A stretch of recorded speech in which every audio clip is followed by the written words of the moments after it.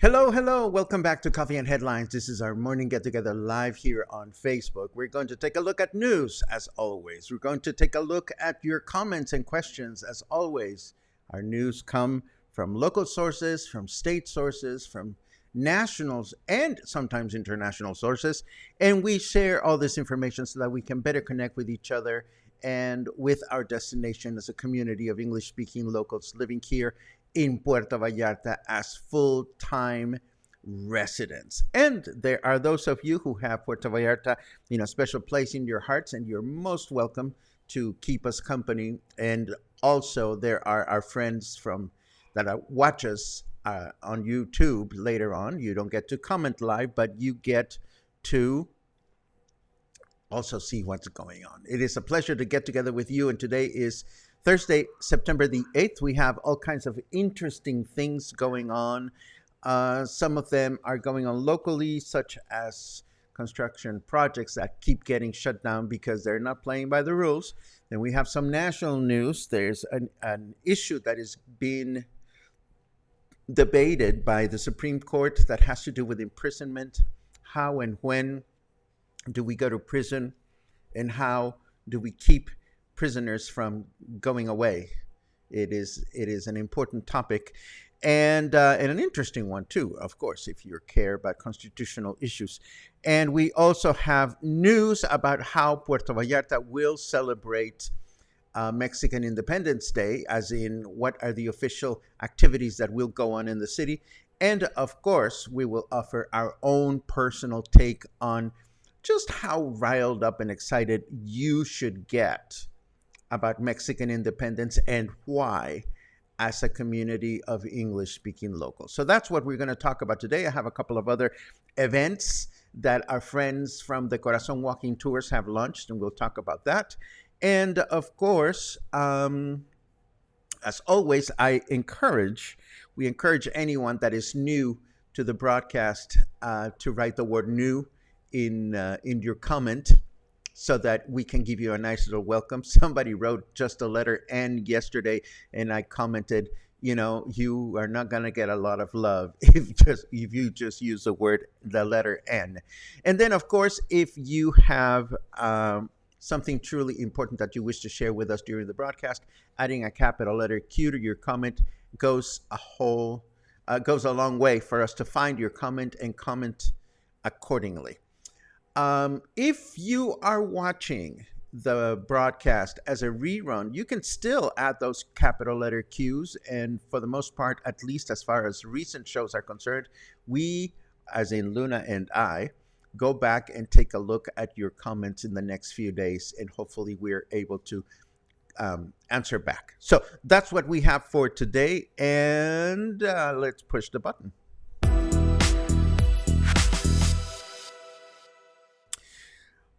Oh, shikes, not again. I thought I'd fix this when we were doing the pre-broadcast run. Anyhow, let us start with some good news for those of us that are concerned about the organized uh, and legal growth of our city. Local government continues going around the city shutting down irregular construction projects. The latest one to get the big old clausurado sign is this one on Golondrina Street in Colonia Los Sauces, where a project apparently used documents with falsified, forged signatures to begin construction. This is according to Adriana Guzman Jimenez, who oversees Planeación Urbana or urban planning for our city, who stated that her signature had been forged recently to kickstart several construction projects. Isn't that fun? Well, isn't it great that the city is keeping a watchful eye for these kinds of situations?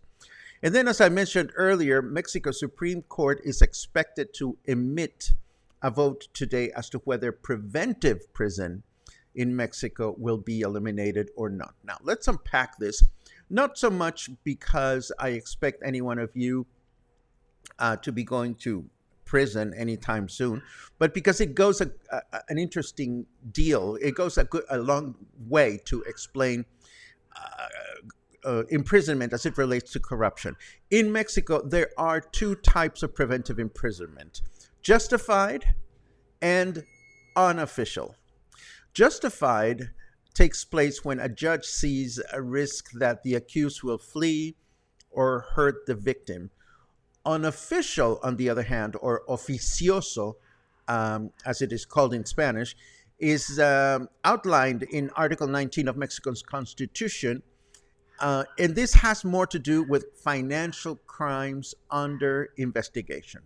There are other crimes that merit this unofficial imprisonment, and the catalog of crimes was expanded in 2019 to include carrying or trafficking firearms, femicide, and crimes related to electoral processes, as in corruption. You're being investigated for corruption, you go to prison for what is known as unofficial imprisonment. Now, some think that this type of imprisonment violates human rights, and the presumption of innocence is eliminated.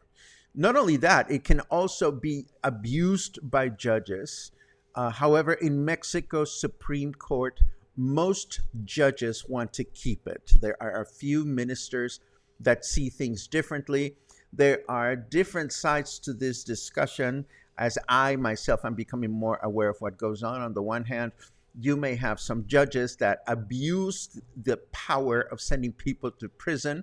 On the other hand, the flip side of it is that there are only so many judicial people involved in the process of sentencing.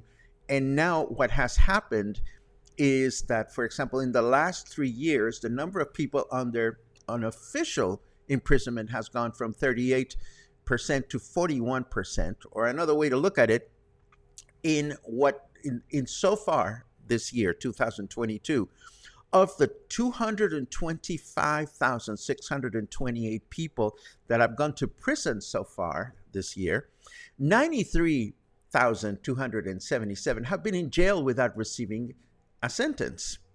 And closer to home, Jalisco is the second state in Mexico with the highest number of prisoners waiting to be sentenced, while the state of Mexico has the highest number.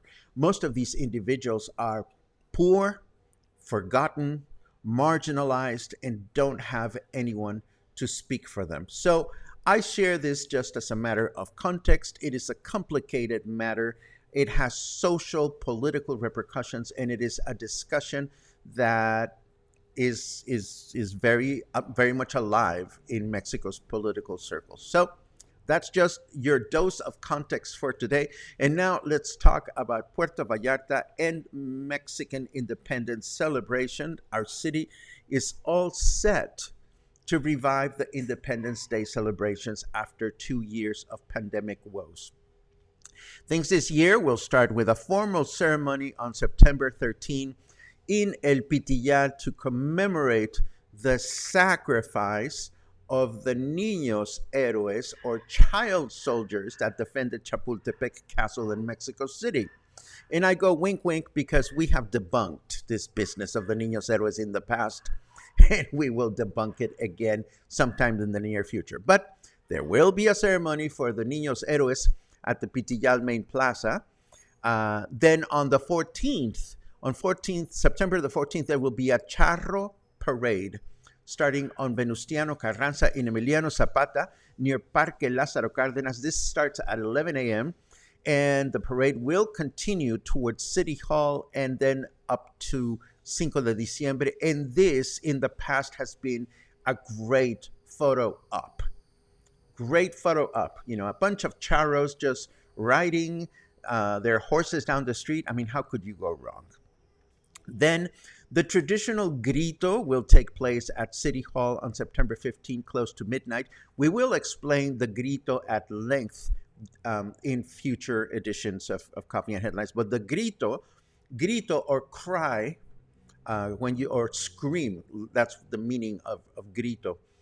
Literally, it means scream. But as far as the Mexican independence celebration is concerned, el grito is a cry for freedom that was emitted by Miguel Hidalgo on the eve of Mexican independence. We'll talk about that at length later on. But the traditional grito in Mexico always takes place close to midnight at City Hall on September 15. And then on the 16th, there will be another parade, this one military in nature, starting at 11 a.m. And this is another great photo opportunity.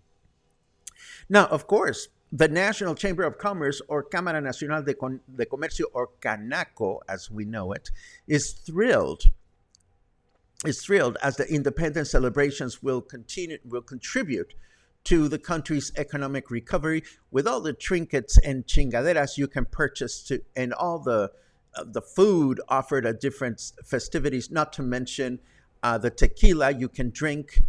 And of course, this economy will be boosted, and the tourism related economy will be boosted as well.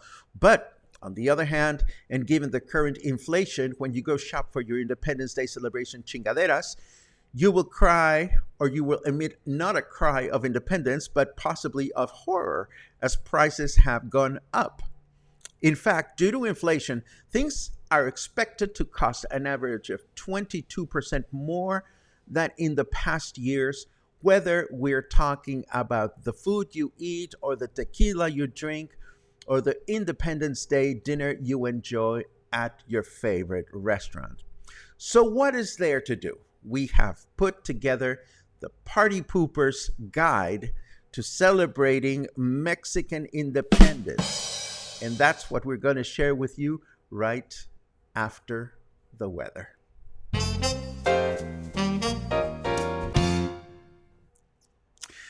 I bet you're wondering what the weather is like on Dynamic Island. I have no idea what that is about, because I have no idea what Dynamic Island refers to. But what we know is that we are enjoying 28 degrees Celsius right now. Humidity is at 92%. Fahrenheit temperature is 82 degrees Fahrenheit degrees. I love Fahrenheit, not.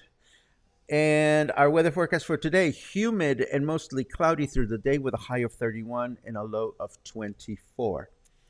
Tomorrow, Friday, we can expect another humid and mostly cloudy day with a high of 31 and a low of 24. And then Saturday, rain in the evening and overnight with a high of 31 and a low of 24, which is, if I may say so, pretty much irrelevant to me, because I'm going to the movies to watch an extended version of a Spider-Man movie. Yes, that's what I'm going to be doing on Saturday. Okay, so before we continue, here is our, let's see, I need some graphic support. Graphics. There you go. Here is our Party Poopers Guide to Celebrating Mexican Independence. Where is this coming from? Well, when he was alive, my father was a prominent politician here in Mexico, and he was a deep, deep patriot. So we, as children, were expected to do very patriotic things. For example, if the national anthem ever sounded on a radio or on the television set, my father immediately expected us to stand up and salute. Uh, and yet, when independence came, when Mexican independence came, we did not decorate the house. We did not go out and have dinner. We watched the parade on television. The parade from Mexico City is televised in local and national television. So that's what we did for Mexican independence. Here in Puerto Vallarta, there are a lot of trinkets that you can purchase. Supermarkets put alcohol, beverages for sale. Restaurants organize all kinds of dinners and with all kinds of amenities, but we don't go. I mean, we don't get all riled up about it. So what to do about Mexican independence as an English speaking local? Well, first of all, my humble suggestion is, number one, become informed. I mean, at least learn what we are independencing from or who we're independencing from. And I'll take care of that in a future edition of Coffee and Headlines. We will provide basic information of historic context so that you know exactly what the business was all about. Above and beyond that, if there's a restaurant or a nightclub that is expecting you to go out and celebrate Mexican independence, well, go out and celebrate Mexican independence any day of the year. If you go out to a restaurant or to a bar because they're having a Mexican independence celebration, just watch prices. Just watch what they're offering and what they're charging. If a restaurant's offering mariachi, well, you can enjoy mariachi year round. And Mexicans, we don't flock to restaurants on Mexican Independence Day just because there's mariachi. Although I will say that I've seen a couple of articles recently that say that pozole is not so bad for your health, and you should actually go and have Mexican independence pozole. But I even question that as a Mexican. Now, there are a few exceptions to this notion. Okay, something that is absolutely wonderful about Mexican independence and traditional is the midnight fireworks. Yes, those fireworks that upset your cats and your dogs, that are not so good for their well-being, those fireworks are very traditional. So if you are planning on enjoying the fireworks, you have two choices. You can go out and about with the rest of the people and just walk to the Malecon. And I totally suggest that. I recommend it for anyone who has never had that experience before. Like, I have a couple of friends that have just moved to Puerto Vallarta, and I told them, it's a rite of passage. I haven't gone in forever, but if you choose to go because you just became English-speaking locals, let me know. I may go with you. Another exception to this notion of being a party pooper has to do with restaurants that have a good view of the bay. So that would be an exception. If you want to see the fireworks from a comfortable place, you may choose a restaurant that is right on the Malecon, or you may choose a restaurant that is high up on the hill behind El Centro. And there's a couple of gorgeous views, well, more than a couple actually, that can be afforded as long as, again, you watch the prices of the restaurant. And this, my friends, is my very, very not snarky, but very commonsensical, perhaps party poopy suggestion of things to do. Now, what about all those official things that I mentioned before? The parades are beautiful. Again, watching the Charro parade is absolutely wonderful. Watching the military parade is a lot of fun. There's a lot of kids and there's a military. Hello, sexy. But above and beyond that, do not, yes, Luisa's right on the money. Let's go to the Malecon first time for me and scream like a chachalaca. Absolutely. Anybody that has not done that at least once should do it. The flip side of that, keep in mind, is there's going to be a ton of people out there. So Just mind your comfort zone.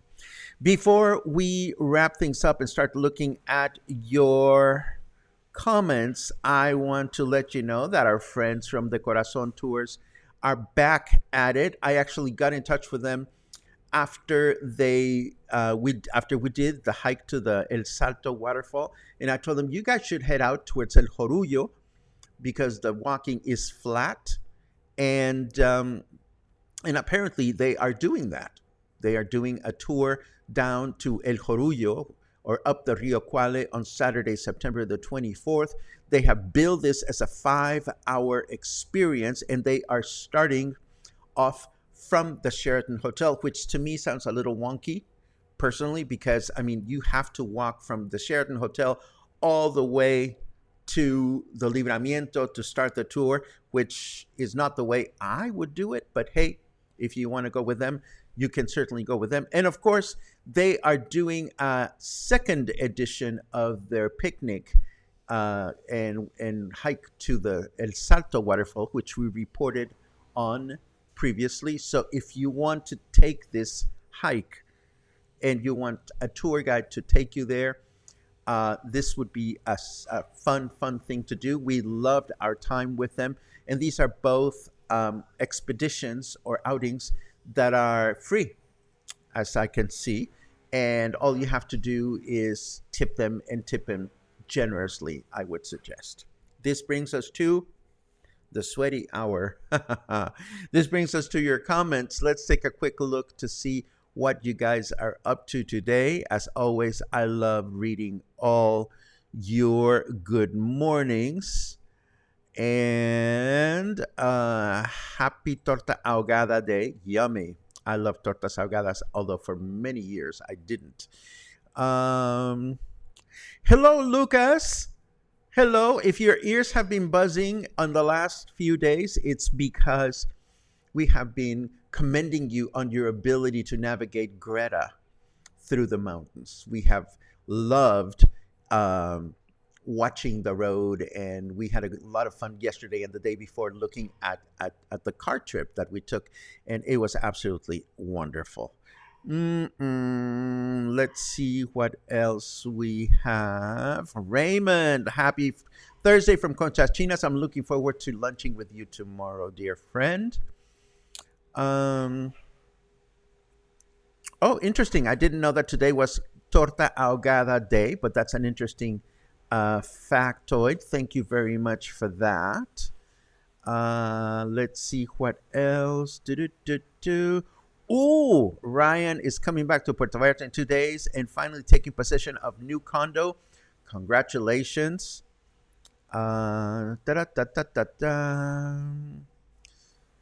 Let's see what else. Thank you for wishing Sage a happy birthday a few days ago. I love the big smile and warm fuzzies she received from that message. Oh, that's wonderful, Ashley. We're here to connect, and we're here to celebrate. Let's see. La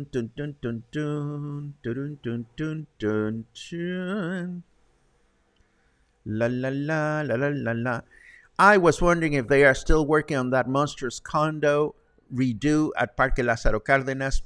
I walked past it not even a week ago, Albert, and I didn't see any activity going on, so I couldn't tell you. Let's see. Dear friend Catherine is still exploring Europe. Hello from Yorkshire. I look forward to getting together when you come back so you can tell me all your adventures. Let's see what else.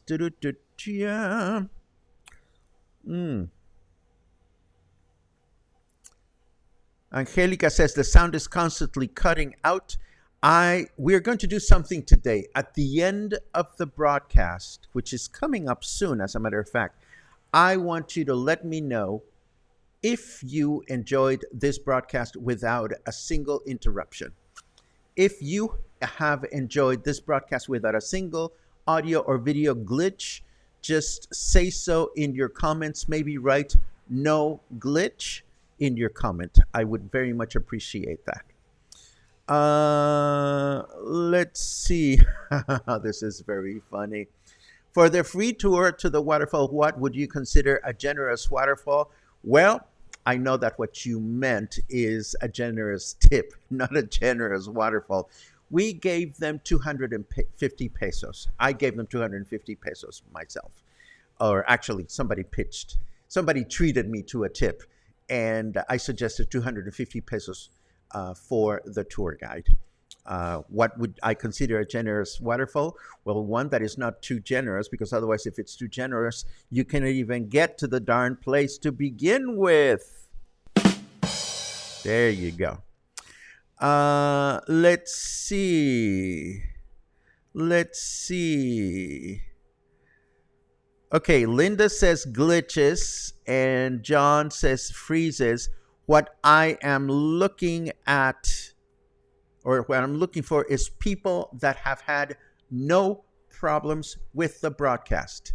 Have you had no problems with today's broadcast?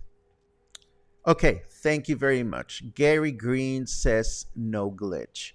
And what that means, and I'm going to sound snarky, although I don't mean to, is if there's at least one person out there that has been able to enjoy Coffee and Headlines this morning without problems with audio, without freezes, without videos problems, with freezes, with any kind of woes, then I regret to say this has less to do with me and more to do with your own internet connection. So I appreciate all the reports that you give me for glitches and sounds and freezes and this, that, and the other. But my friends, be mindful of the fact that if at least one person has been able to enjoy today's broadcast without any problems, then the problems have to do with your internet access, your internet provider, and not with Coffee and Headlines. Kindly keep this in mind as we move forward and as you engage in the article, in the activity of reporting these things. This, of course, brings us to the end of a glitch-free, as reported by one person. Oh, two people. Michal says no problems. Even if a few pauses don't matter to me. Fair enough. This brings us to the end of Coffee and Headlines for today. If you continue to report glitches, then I'll continue to ask this question. And as long as there is one person, maybe two, that have reported no problems, I'm going to continue to remain not very concerned about this. If I hit the wrong button by mistake, that will be a different story altogether. Thank you very much for joining me today. As always, we'll be back tomorrow with more news, more coffee, more headlines. So between now and then, stay happy, stay kind, and be mindful of your plans for September 15, September 16. Think about your budget and think about what us Mexicans do. Have a good day, and I'll see you again tomorrow.